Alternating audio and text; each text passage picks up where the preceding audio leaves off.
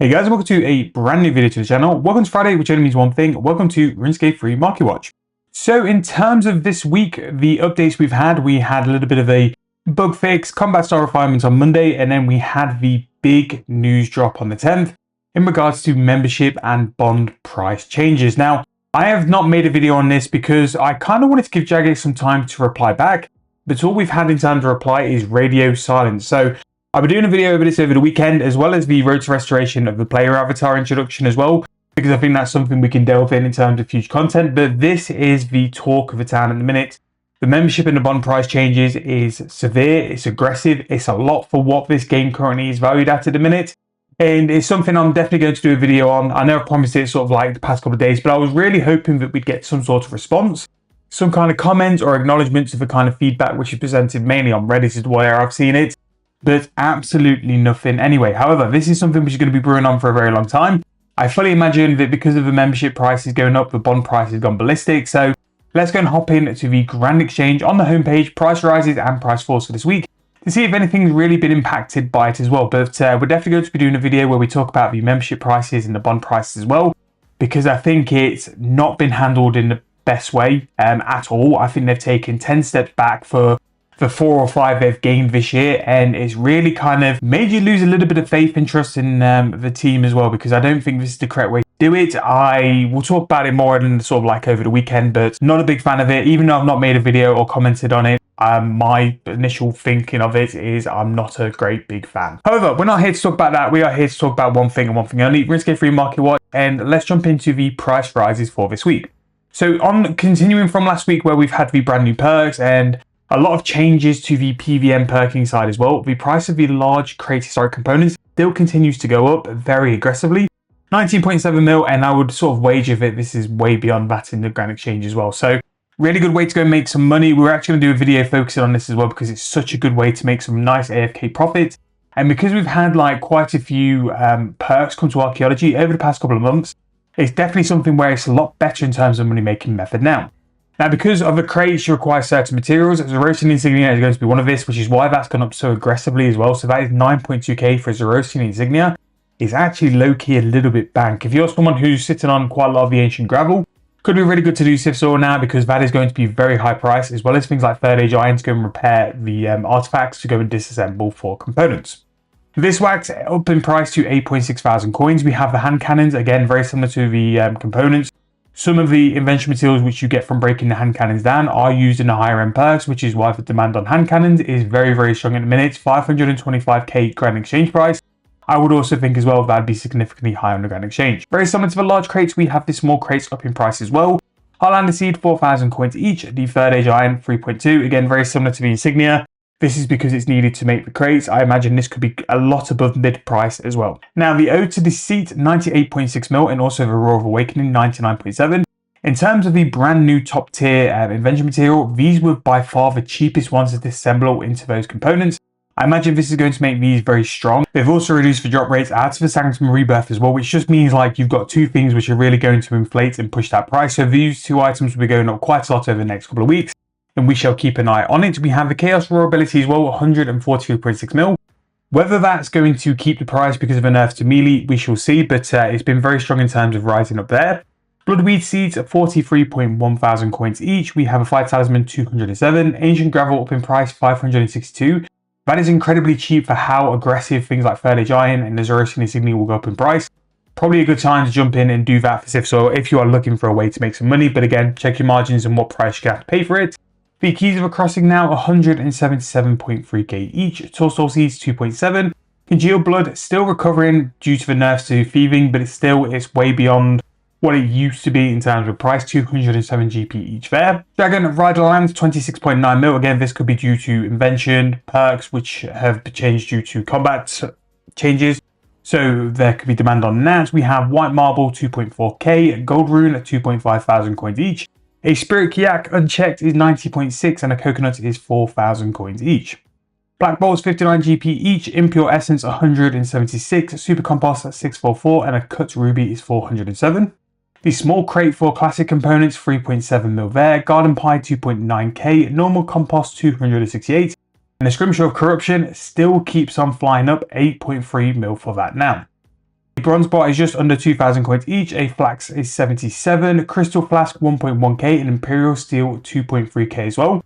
Now, not really as important as the other two items which we spoke about a little bit later on, but that is another one of the ancient sort of materials going up in price, which is only going to make you more money if you're looking to do sift soil. We have a steel plate body, 4.5 thousand coins each. Ultra compost having a big spike again, 14.3k.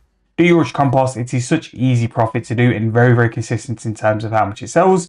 We have a decimation at 11.6, blade of avarice 3.9. Again, these can be down to the fact that the perk game has changed for the main sort of max melee setups, and the invention materials are demanded, which is why these items will be going up. And again, this is why invention works so well, because it's always constantly changing, new things are being brought out, better besting slots are discovered, and because of that, certain items can spike in price because people need to break those items down into components to go and make those best perks. We also have the vestment sets going up in price. I imagine that's because now besting slots.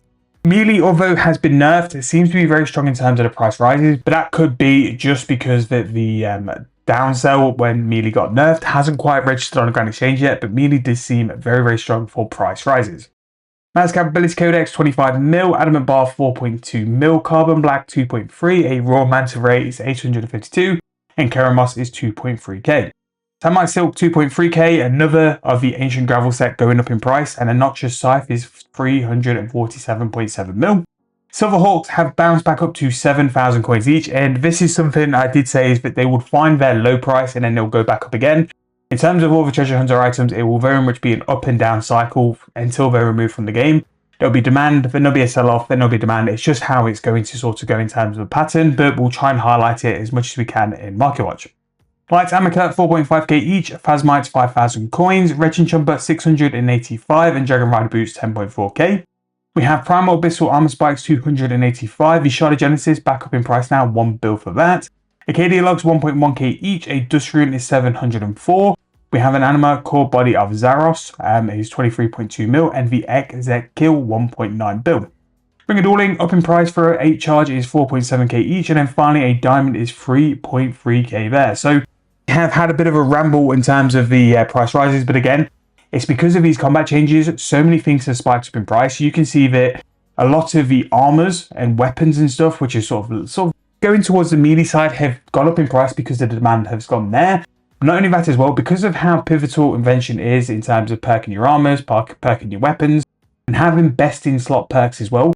Because this has changed and the dynamic has changed for which ones are the best, that has made items which weren't really valued or going up in price have demand to them because they are needed to go and create new best in slot perks. It's why invention really is good for the game, and it's going to take all these items out of the game, which just means that the price will be consistent. It will keep going up until it settles on a price people are willing to pay for and to consistently get in terms of sales as well. So really, really nice in terms of that. There's plenty of things you can go and do to make some GP. Again, there's some stuff in terms of like the skilling section you can focus in on, but in terms of like these items, you can go and get the items which are in demand for people making all these new invention perks, and they will be up in price as well.